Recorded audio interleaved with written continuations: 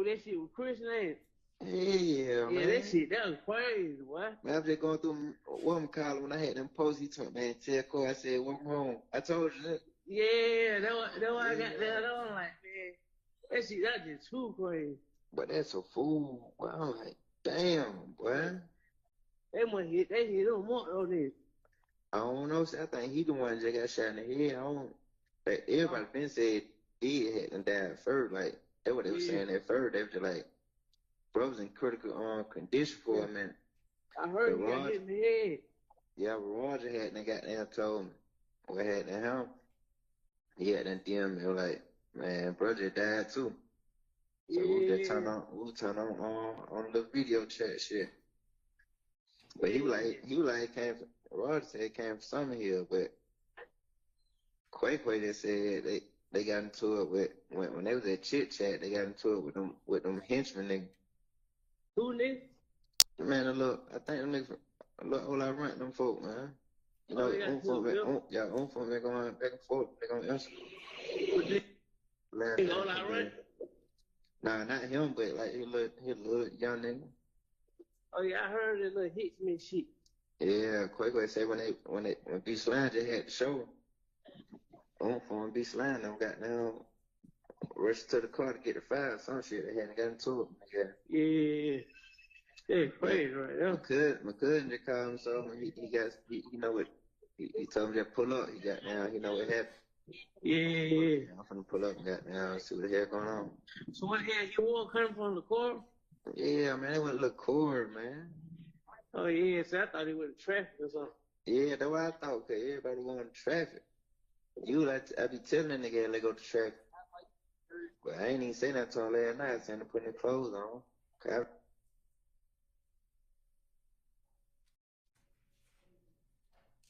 Lured his mom up by 5 in the morning. Yeah. Then like somebody got shot in the car. But they ain't really showing that.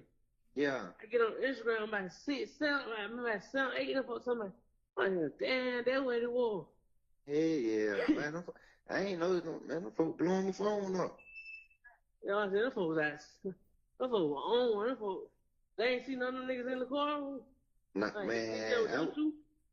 Yeah, it was just them two, I think. I don't know. I ain't heard nothing, bro. I ain't called nobody. Man, that nigga running, man. What the hell wrong with this nigga, man? That nigga walk so goddamn fast. I ain't talking nobody but Ed B. Oh, Ed B. Yeah, you know he on though. Yeah. Yeah. Well, Ed B just laying low. Nah, he with his folk. Okay. Yeah, the girl in charge is tripping, man. Called his phone, somebody, this ain't his number. Yeah. For real. Yeah, I think it was. Yeah. Okay. Hey, what the hell you finna do though? You got perk? Man, I ain't got nothing, bro. No weed, no perk, no nothing. Tay finna got down, nigga, 21 nigga, he finna got down. He said he just called his folk, he went on nothing hit back. Oh, okay. What that folk we want for the week? No, you know, I got folk got down some 26. Oh, yeah. Yeah. Can't beat them right now. Yeah.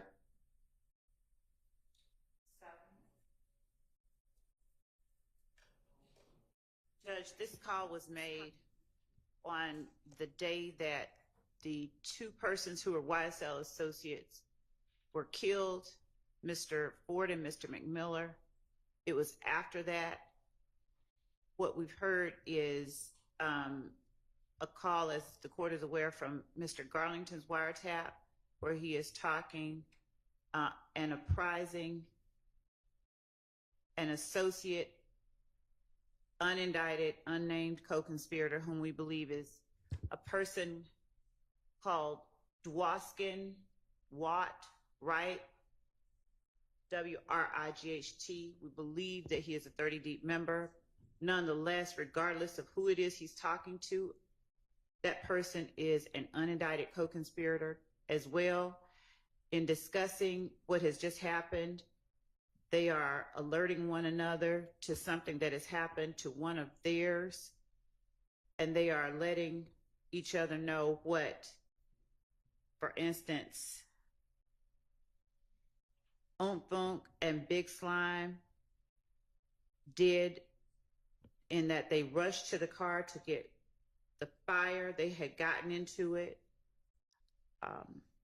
My cousin had told me he just pulled up. He know what happened. I'm fist to pull up, see what come up. All of this precedes the Shymel Drinks murder. This is YSL associates getting one another informed so that YSL associates can take necessary steps,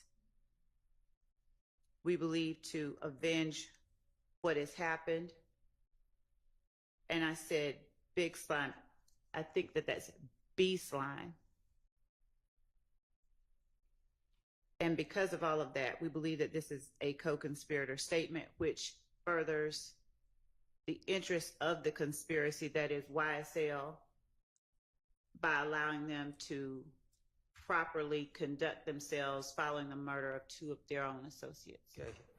This is why we have guardrails on trials.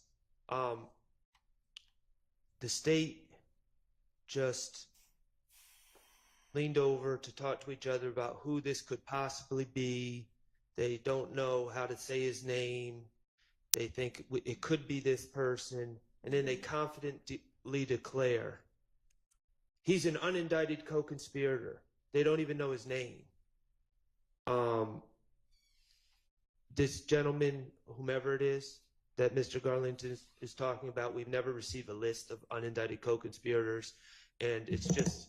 Okay, I suspect that's because if they knew their identity, they would be indicted co-conspirators. Do you know No, I know that there are some who they know the identity of, but do you know the identity of this person? Not with certainty. That's just what, when we asked the question, like, who do you think that this is?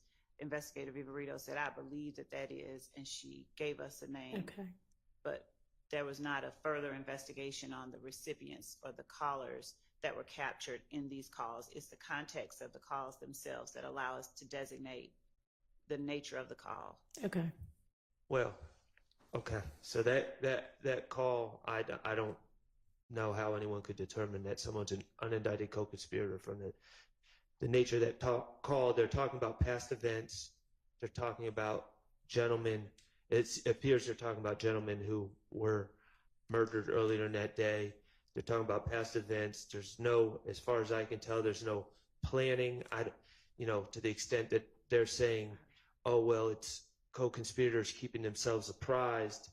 I don't know how they can make that statement with such confidence without even knowing who the person is. And I'm aware, Your Honor, that the case law, that the declarant needs to be a co-conspirator, not necessarily the receiver. However, if you're going to make the argument it's to keep gang members or associates apprised, then yes, I believe that the receiver also needs to be part of the conspiracy. So I don't see how this furthers the conspiracy in any way. There doesn't seem to be a conspiracy. And I'll say one other thing that is going to be a common thread throughout these arguments. The alleged facts of the Shymel Drinks murder. There's video camera, and there's video camera that puts my client and a car that he's in, and allegedly Damekion Garlington's in that car, although he's never seen on any sort of video. That's the state's allegation. In a separate car is what appears to be Mr. Nichols and Mr. Farley in a car, and I think they're alleging Mr. Boyer is also in that car. They're on video at the gas station. By happenstance, Mr. Drinks pulls up to that gas station after they're already there. Now, let me be very clear. Mr.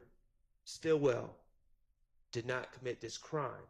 However, I will say that Mr. Drinks was shot within minutes of him showing up at the gas station where these gentlemen already were.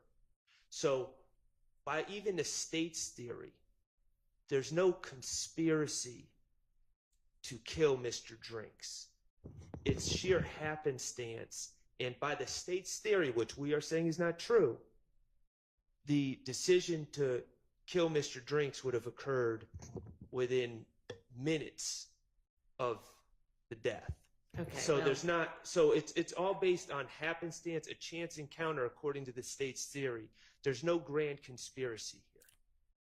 the two aren't mutually exclusive in that there could be a conspiracy to kill people whenever you happen upon them. So, I mean, Okay, and you can make that argument, but they can certainly make the counter argument. Okay, and in that case, if that is a conspiracy to kill people, and again, we're just kind of assuming that there's no evidence of that, but nothing in this call furthers any such conspiracy. Well, honestly, it would have helped to have known what you said after the call, before the call, so that I know what I'm listening for. So I'm going to need to listen to the call again. Okay. And then let's do it the other way for the remaining calls. Will do. And Thank you. also there was, since we're rehearing it, I'll tell you that you're going to hear in the call, one apprising the other that SB is laying low with his folks. There's that comment in there, but I'll play it again. All right. Oh, that shit was Chris name. Yeah, man. Yeah, that shit, that was crazy, boy. Man, I was just going through one column when I had them posts. He told me, man, tell Corey, I said, what's wrong? I told you that. Yeah, that's why I got that on. Like, man, that shit, that's just too crazy. But that's a fool. Boy, I'm like, damn, boy. They hit him more on this. I don't know. I think he the one that got shot in the head. I don't. Like, everybody been said he hadn't died first. Like, that's what they were saying at first. And Judge, just so that the court has further context, Shymel Drinks is DFW, and DFW, we think a timeline might help you as well. So we're going to give you a little bit more background than what I just gave you. We're going to start further back. So, Your Honor, just so the court is aware, we believe that the Shymel Drinks murder is the culmination of a few different events, really starting in February of 2022.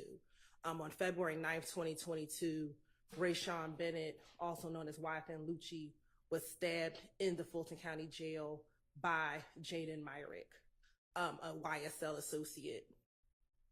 He did not pass away, so believing that they wanted to finish the job, on February 22nd, 2022, another YSL associate, Christian Eppinger, reached out to another YSL associate, Antonio Sumlin, to get permission to finish off what Jaden Myrick did not do. That information about Mr. Bennett being stabbed in the jail in February hit the media sometime early March. I think maybe around March 3rd or March 4th is when that information was released to the media. On March 11th, in the early morning hours, that is when Christian McMiller and Darius Ford were murdered. Pending that release, we believe that they were murdered by Wyeth and Associates. We have shell casings from the murder scene that match a shooting that happened on March 16th that I'll get to in a moment. After the shooting of Mr. Ford and Mr. McMiller in the early morning hours on March 11th, there was another shooting on March 12th in which a YSL associate, Stephen Harris, shot at in the direction of 12 Atlanta Avenue, which is a YFN stronghold, hitting a YFN associate. His name is escaping me at the moment.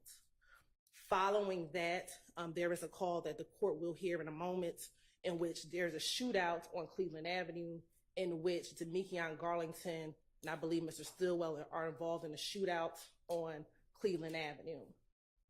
Following that, in the morning hours of, I believe it's the 13th of March, it might be in the early morning hours of the 12th of March, there is a drive-by shooting near 2830 Waters Road.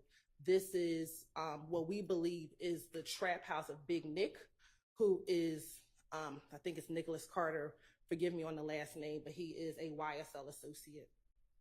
Following that shootout is when there's some social media postings, Your Honor, in which Shell Kel, who you've heard of, Kelvin Watts, repost a picture with Shymel Drinks, Kelvin Watts, and another individual that could have had some subliminal messaging that they were the persons responsible for killing Christian McMiller and Darius Ford a few days earlier. Those posts were posted around between the 12th and the 14th, Your Honor. Also, there were some other social media posts from YSL associates basically claiming they are not going to be the only ones crying tonight, things of that nature. Then we have the murder of Shymel Drinks on March 14th at about 9:55 p.m. in the evening. And then following the murder of Shymel Drinks, we have on March 16th in the early morning hours around 12 o'clock a.m., another drive-by shooting at 2830 Waters Road, where you will hear some wiretap calls of Mr. Garlington, Mr. Stillwell, and Mr. Farley actually at the house during the time of the drive-by shooting, or immediately after the drive-by shooting. And then Mr. Stillwell and Mr. Nichols are apprehended on March 17th. So understand that timeline. A number of these early wiretap calls are going to come into that time period with when all those events are happening, go further and going into the conspiracy. All right, thank you. That's helpful. They were like, bro was in critical condition for a minute. I heard you got hit in the head. Yeah, but Roger had and goddamn told me what happened to him. He had that DM me like, man, bro just died too. So we just turn on the video chat shit. But he was like Roger said it came from Summer Hill, but Quay just said they got into it with when they was at Chit Chat, they got into it with them henchmen niggas. Who niggas? Man, I think them niggas a whole lot of rent them folk, man. You know, on folk been going back and forth, they gonna answer. All I rent? Nah, not him, but like his little young nigga. Oh yeah, I heard it little hits me shit. Yeah, Quay said when B Slime just had the show, on B Slime them got down, rushed to the car to get the file, some shit they hadn't got into it. Yeah. Yeah, crazy right now. My cousin just called him, so he know what he told me to pull up. He got down, he know what happened. Yeah. I'm finna pull up and got down and see what the hell going on. So what the hell he was coming from the car? Yeah, man, it went to Cord, man. Oh yeah, so I thought he went to traffic or something. Yeah, that's what I thought, cause everybody going to traffic. I be telling that nigga they go to traffic. But I ain't even saying that to him last night. I saying to put his clothes on. Okay.